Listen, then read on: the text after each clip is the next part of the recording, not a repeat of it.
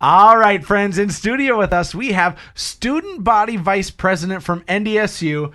We've met for the first time just a moment ago, and yet we are kindred spirits because I, too, was once a Student Body Vice President back in the 60s, I think it was.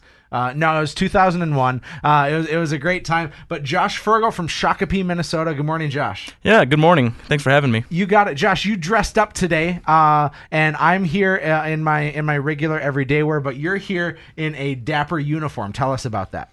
So this is the Army service uniform. There's a few different types of it, but this is basically the more warm weather version of it, and I've got an inspection later today, so I am required to wear it all day just for the Army ROTC program, but, I always do enjoy putting it on. It's a nice-looking uniform. Yeah, I really enjoy it. Chicks dig guys in uniform, right?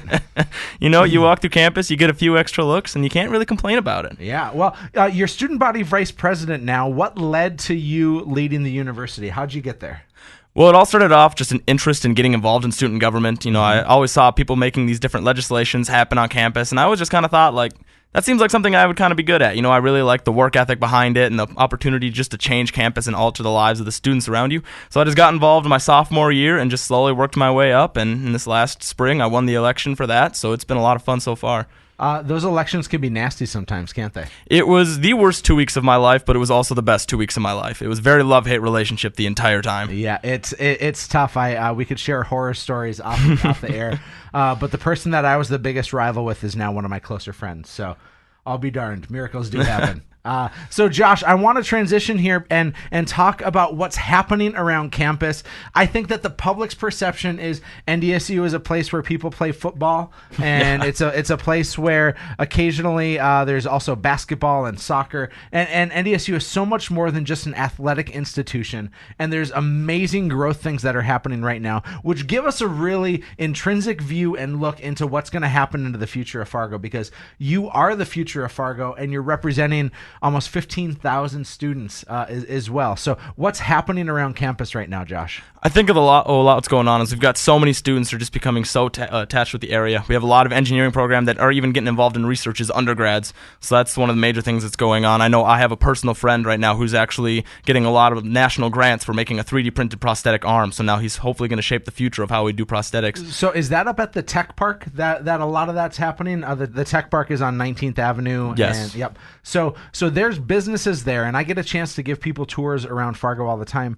And there's businesses up there, Josh, that are essentially utilizing student free labor, in a sense, to change the way in which the world works and functions, correct? Yes. And so how does that keep your buddies and your friends and your classmates around town? I think one of the big things that just gives them a reason to feel attached to the area. I mean, we've got so many different businesses booming right now. For those people who are able to go and help out on these businesses, they get that feeling of attachment to the city itself. We've got, I know technology is becoming a huge thing throughout Fargo, so all these people who are getting involved up in the tech park, they just get that incredible attachment to Fargo itself and are interested in staying in the area afterwards. Right. In studio with us, Student Body Vice President from NDSU, Josh Fergel, a native of Shakopee, Minnesota. And I thanked him off air for Valley Fair and for all the delicious fair food I got to eat as a kid. But Josh, there's a big thing happening right by the Union, and it's the STEM Center. Well, tell me about that. The STEM building right there, opening them up. It's going to open up classes in the spring. It is phenomenal. I got to go walk through it.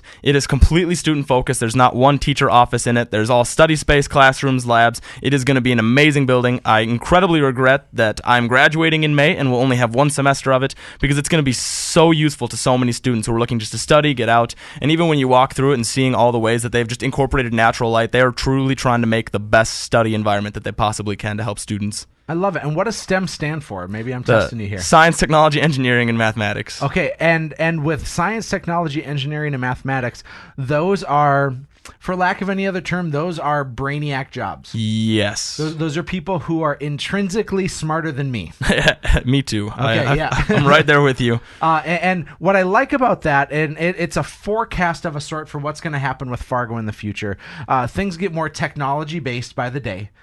Things are, of course, whether it's agriculture or it's utilizing the energy industry, those are sciences. And of course, engineering is rooted with all those, and mathematics are as well. So when science, technology, engineering, and mathematics are a base foundation for a place like this, what does that mean for the future of jobs? I think it's going to give a lot of students a reason to stay in North Dakota and hopefully expand a lot of the technology jobs we have, even with not just in Fargo, but as we expand. There's a lot of money within the North Dakota economy right now, and I really think that they're trying to target NDSU students to stay in North Dakota after graduating, and especially with all the mathematics and engineering programs that we have, including technology. I think there's going to be a lot of jobs for students to be able to take advantage of. But it's not just those brainiac jobs that keep people around. Those brainiac jobs feed down, and I think of this. I'll use Sanford as an example. If Sanford brings in one physician, how many nurses, nurse practitioners, custodians, cafeteria workers, and everybody else does it have to bring in to support that one brainiac job, right? Mm-hmm. And so as we have a filtering system, it creates low-level, middle-level, and high-level education pieces that are within a community, and that's why Fargo is not the Detroit of the area. And what I mean by that is Detroit is such a manufacturing industry and a manufacturing city that it was just focused on one thing. So I think the future of Fargo is bright. Josh, you're going to be student teaching in the spring. And then do you want to run from here or do you want to stay here? I'm actually find out if I get active duty with the Army on the 21st. It was supposed to be today, but the government timeline gets pushed it back. Found out yesterday. So if I do not get active duty and I get the opportunity to stay in the area, I definitely will. And if I do have to leave, I will return one day, without a doubt. Josh, thank you for your service to NDSU, for your service to the country. Josh Fergel from NDSU, thank you very much for coming into the studio with us. Yeah, thank you for having me, Eric. Absolutely. Those of you listening, stick around after the break. We're going to have a lot more, but in the meantime, check out some houses on the market. Head to livefargomoorhead.com. This is Real Estate Radio with Erik Hatch.